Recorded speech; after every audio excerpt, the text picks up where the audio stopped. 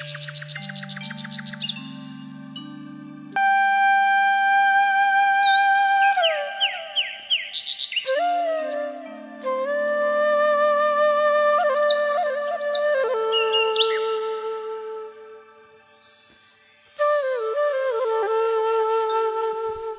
আলাইকুম, কেমন আছেন সবাই?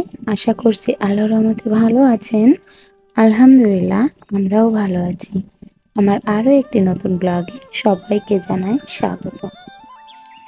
সকালবেলা উঠেই আগে যেটা হয় সেটা তো হয় আমার রান্নাঘরে আসা।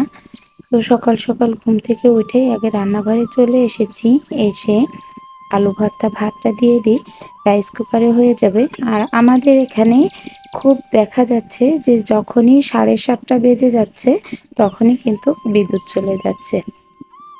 আর এখন বাজে 5টা বেজে হয়তো 40 মিনিট। তো যাই হোক, তাড়াতাড়ি করে চালটা ধুয়ে দিয়ে দিচ্ছি। এদিকে চালটা ধুয়ে দিলে ভাতটা হয়ে যাবে আর খুব দ্রুতভাবে রুটি আলু ভাজিটা করে নিতে পারবো। আর চুলায় ডালটা বসিয়ে দিব, তাহলে সকালে খুব দ্রুত আমার রান্নাটাও করতে পারবো। একটা ইন্ডাকশন চলবে রুটি আর আলু ভাজির জন্য, রাইস কুকারটা চলবে ভাতের জন্য, আর বাইরে চুলায় হচ্ছে ডালটা সিদ্ধ দিয়ে দিব। তাহলে 7:30টার মধ্যে আমার পুরো রান্নাটা আমি কমপ্লিট করে উঠতে পারবো। তো আলুটা আগে ভালোভাবে ছুলে নিয়ে তারপর মাঝখান থেকে একটু কেটে দিচ্ছি যাতে কোনো রকম একটু শক্তও না থাকে। তো সে কারণে খুব ভালোভাবে কেটে এটা রাইস কুকারে দিয়ে দিব। অনেক সময় দেখা যায় যে আস্ত আলু যদি দেওয়া হয় তো ওই আলুটা কিন্তু সিদ্ধ হতে চায় না। তো সেই কারণে আমি এইভাবে করে কেটে কেটে আলুটা দিই। তো এই ডালাটাও কিনে নিয়ে আসছিলাম সেদিন, মানে যেদিন নিয়ে আসছি ওই দিন তো দেখাতে পারিনি, আলাদা করে কখনো দেখানো হয়ে উঠছে না, অনেকটা ব্যস্ততার ভিতরে আছি। আসলে মেয়েকে নিয়ে অনেক ব্যস্ত দিন যাচ্ছে আমার। সারাটা দিনের মধ্যে অর্ধেকটা টাইমই কাটাতে হয় মেয়ের সাথে। তো ওকে নিয়ে 8টার দিকে চলে যাই, মানে ওর আব্বুর সাথে 7:30টার দিকে বাসা থেকে বেরিয়ে পড়ি। তো বাসা থেকে 7:30টার দিকে বেরিয়ে যে 8টার দিকে ওর স্কুলে আমাকে নামিয়ে দিয়ে যায়। 8টার আগে 7টা 30-এ অথবা 7টা 40-এ এমন টাইমে নামিয়ে দেয় স্কুলে। তো ওখানে নেমে আমি ওখানেই নাস্তা করিয়ে দিই মেয়ের, কেননা অত সকালবেলা তো মনি নাস্তা করতে পারে না। আর না খাওয়ায় অনেকক্ষণ রাখতেও চায় না আমি ওকে, যেহেতু অনেক ছোট, খিদে সহ্য করতে পারবে না। তো যাই হোক, ওর পুরো গোছগাছ করিয়ে তারপরে বাসায় আসতে আসতে আমার 12টা বেজে যায়। মানে স্কুল করে কোচিং করিয়ে তারপর বাসায় আসতে আমার 12টা বেজে যায়, 12টা 12:30 বেজে যায়। তারপর ওখান থেকে এসে রুমে টুকটাক একটু গোছানো থাকে, সেটা গুছিয়ে ঘরদোর ঝাড়ু দিয়ে ঘরটা মুছে নিজে ফ্রেশ হতে হতে দেখা যাচ্ছে আমার একটা আজান হয়তো দিয়ে দেয় এর ভিতরে, মানে জোহরের আজান দিয়ে দেয়। তো জোহরের আজান যখন দিয়ে দেয় তারপর একটু মনির খিদে লেগে যায়, কেননা সকালবেলা তো খুব কম নাস্তাই খেয়ে যায়। তো ওর অনেক ক্ষুধা লাগে। ও তো স্কুল থেকে এসে আগে ওয়াশরুমে চলে যায়। তো ওয়াশরুমে যেয়ে গোসল করে ফ্রেশ হয়ে বেরিয়ে একটু হয়তো নাস্তা থাকলে দিই, নয়তো দেয় না, কেননা ভাত খাওয়ার ক্ষুধাটা তাহলে থাকবে না। তো খুব দ্রুতভাবে আমি একটু গোসল করে এই কাজগুলো করে নিয়ে ওকে একটু ভাত খাওয়াতে বসি। ওকে ভাতটা খাওয়াই নিয়ে তারপর ওকে ওই টাইমেই ঘুম পড়িয়ে দিই। 1টা 30-এর ভিতরে ওকে ঘুম পড়িয়ে দেয়। ঘুম পড়িয়ে দেওয়ার পর আমি বাদবাকি কাজটা কমপ্লিট করি এবং নামাজ পড়ি। এইটুকুর ভিতরেই যা করার। আর বাদবাকি ঘর গোছানো তো সারাটা দিন টুকটাক থেকেই যায়। তো বিকালের দিকে একটু বেরিয়েছিলাম বাইরের দিকে, সেখানে যেয়ে একটা জায়গায় গেছিলাম, সেটা হচ্ছে আমার খালার বাড়ি। তো ওখানে একটা জিনিস দেখেছি, এই যে তাল গাছে বাবুই পাখির বাসা। তো এই বাবুই পাখির বাসাটা এখন তো তেমন ভাবে দেখা যায় না। খুব আর কি একদম নতুনত্ব একটা জিনিস। আমি কিন্তু আমার জীবনে এই প্রথম দেখেছি বাবুই পাখির বাসা। বইতে পড়েছি কিন্তু দেখা হয়নি কখনো, এই প্রথম দেখলাম। তো ওখান থেকে আবার চলে এসেছি, এসে তাড়াতাড়ি করে আমাদের গেট নিয়ে আসবে, তো সেই কারণে বাসায় চলে আসা। তো গেটটা আনছে, মিস্ত্রিরা চলে আসছে, গেটটার এই তো ডিজাইন তেমনভাবে হয়তো বোঝা যাচ্ছে না যে কেমন ডিজাইন করেছি। আসলে গেটটার ডিজাইন তো আমি নিজেই করেছি। আমার খুব ইচ্ছা ছিল যখন আমার বাড়ি করব অথবা ছোটোখাটো একটা ঘর করলেও আমি তার গেটের ডিজাইনটা অনেক সুন্দর দিব।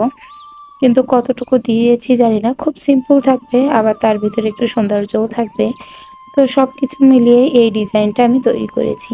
প্রথমে একে খাতায় আর্ট করেছি, তারপর ওটা আমার হাজবেন্ডকে দেখালাম যে আমি আমার গেটের ডিজাইনটা এরকম করতে চাই। তো উনি বলছে যে কেমন লাগবে। আসলে ডিজাইন খাতায় করলে তো তেমন একটা বোঝা যায় না। তারপর তৈরি হওয়ার পর উনি বলছে না, অনেক ভালো লাগছে, এবং আমার গেটটা যেই দেখছে, মানে আমার আশেপাশে অনেকেই দেখছে, তো তারাও বলছে অনেকটা ভালো লাগছে। তো গেটের অনেক কিছু সিস্টেম পরিবর্তন করতে হয়েছে, এখন অনেক কাজ বাকি আছে। পুরোটা করে তারপরে দেখাবো।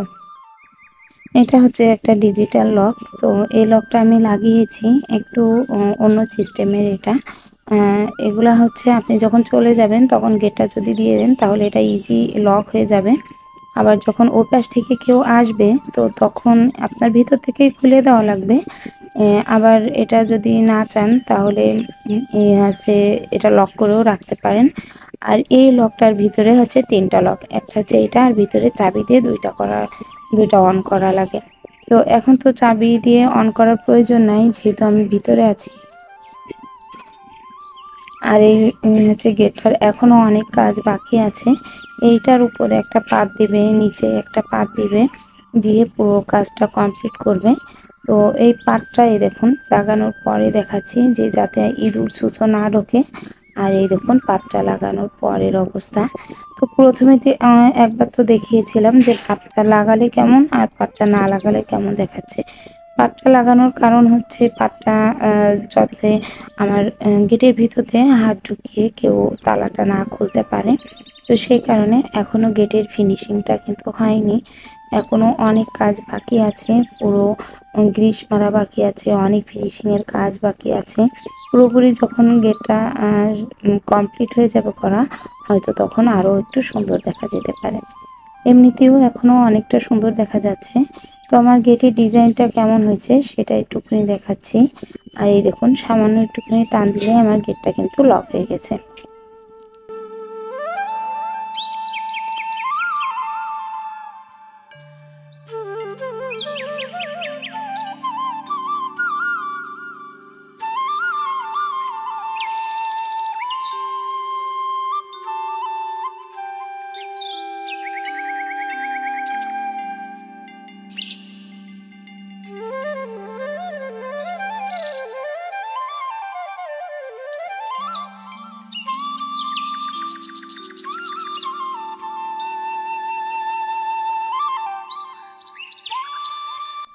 পুরো গেটের ডিজাইনটা আমি নিজে করেছিলাম, কিন্তু এখন কেমন যে লাগছে সেটা নিজেও বুঝতে পারছি না।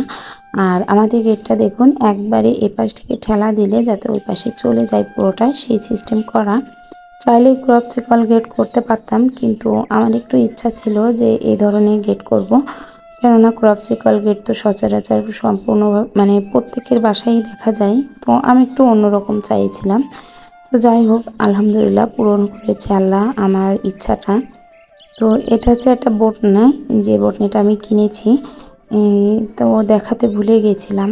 এটা 100 টাকা দিয়ে কিনে নিয়েছিলাম বডিটা ফিট করব তাই।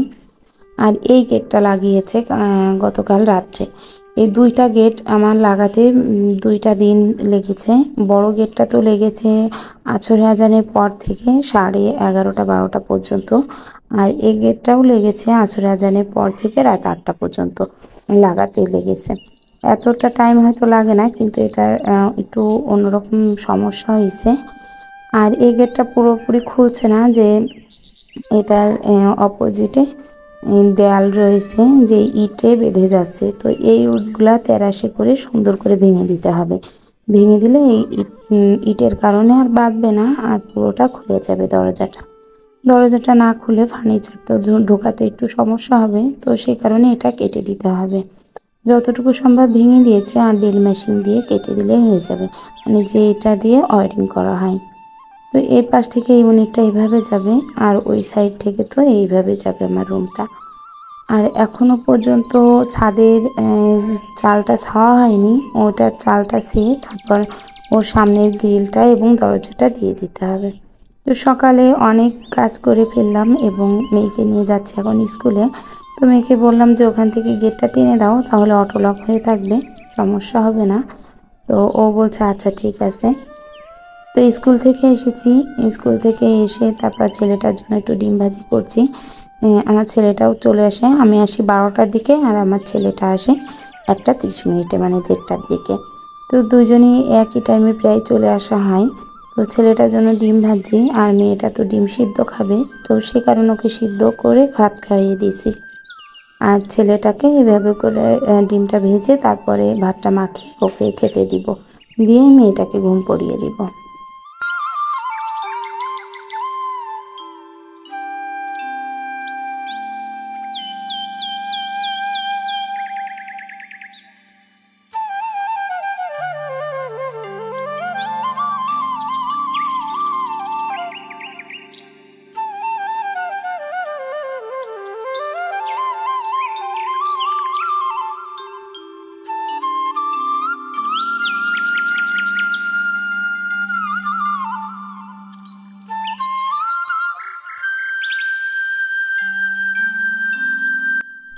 ওকে আম তেল দিয়ে ভাতটা মাখিয়ে দিব, তাতে একেবারে শুকনা শুকনা খাবে না, হবে না আর কি। ও একটু খেতেও ভালোবাসবে আর একটু স্বাদও লাগবে।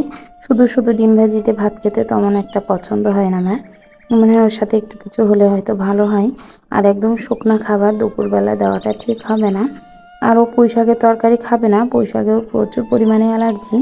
আর আজকে তো খুব তাড়াতাড়ি করে পুঁই শাকটা রান্না করেছি সকালের দিকে। আর আলাদা করে এখনও বাজার করা হয়নি, মাসের বাজার এতটা দিন হয়ে গেছে কিন্তু মাসের বাজার এখনও করা হয়নি। ওই টুকটাক যেটা লাগছে সেটা নিয়ে আসা হচ্ছে, আসলে ঘর করতে যেয়ে এমনটা হচ্ছে।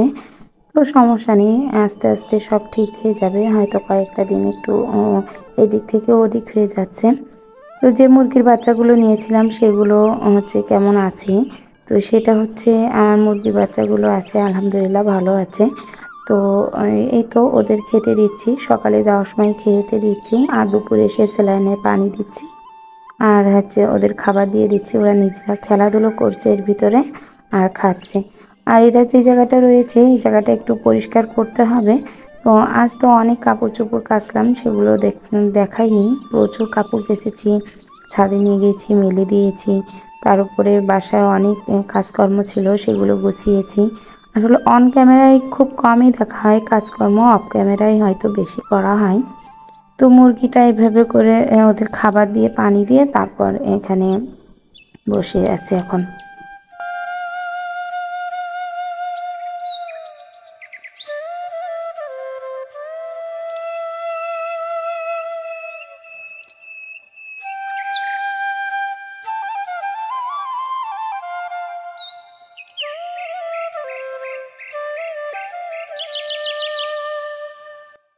সন্ধ্যায় মেয়েকে নিয়ে পড়তে বসাইছি, তো ও পড়তে চাচ্ছে না সহজে, ওকে অনেক বুকে ঝুঁকে তারপরে পড়াতে হচ্ছে, হাতে লেখা করাতে হচ্ছে। আর বাইরের দিকে আবারও মিস্ত্রি আসছে বাসায়, এসে এই গেটটা কতটুকু ঠিক হয়েছে কি না হয়েছে আবার দেখতে আসছে।